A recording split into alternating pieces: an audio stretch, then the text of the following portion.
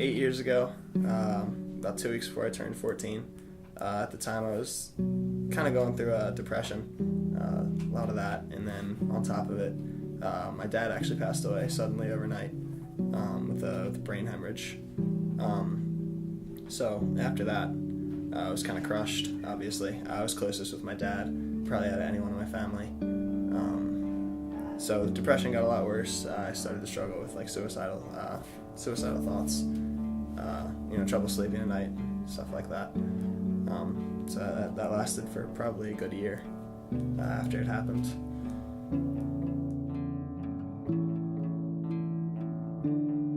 The worst part about it is just, obviously growing up without that father figure to talk to and be able to discuss things with. Like, there's a lot of things that, it just happens in your life, and I just, really want to talk to my dad, but, obviously he's not there, so can't do that. And then, when times are tough, you start to think about that and just be like, why, what did I do to deserve this? Like, what, is there really a plan in this?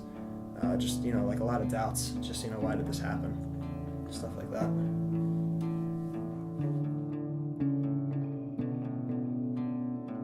Like I said earlier, I was going through a lot of depression at the time, and then, it got worse with that.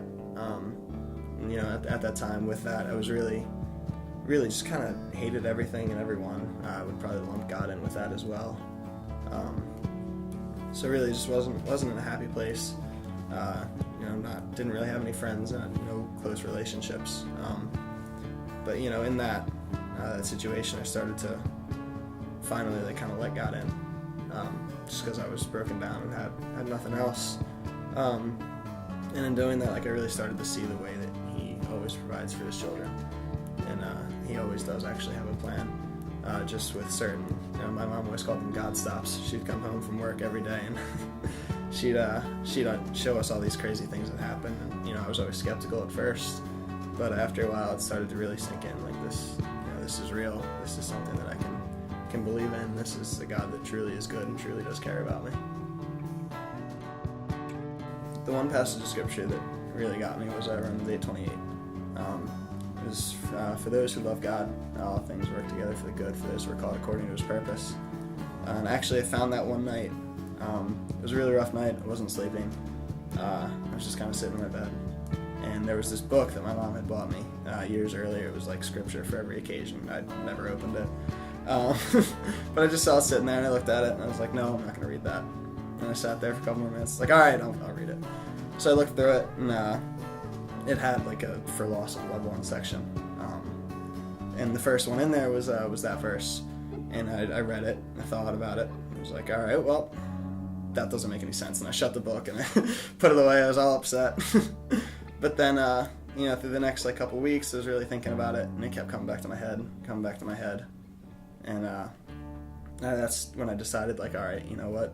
If this is true, I know my mom believes this, my family believes this, there has to be a reason to believe it. So I started to actually look for it, and that's when there's the God stops kicked in, and that's how I really started to come around and see what was going on around me. My encouragement would just be, it is sort of cliche, but just that everything will work out for the good as long as you're trusting in God. He really does have a plan.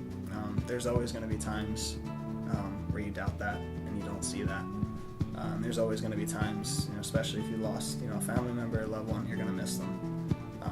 You're going to miss them, you're going to have rough days, and there's going to be a lot of times where it doesn't seem like it, makes any sense. But, really just in living, just for the testimony that I've seen, there really is a purpose for everything. And that God really is good, and he really does make the best for us.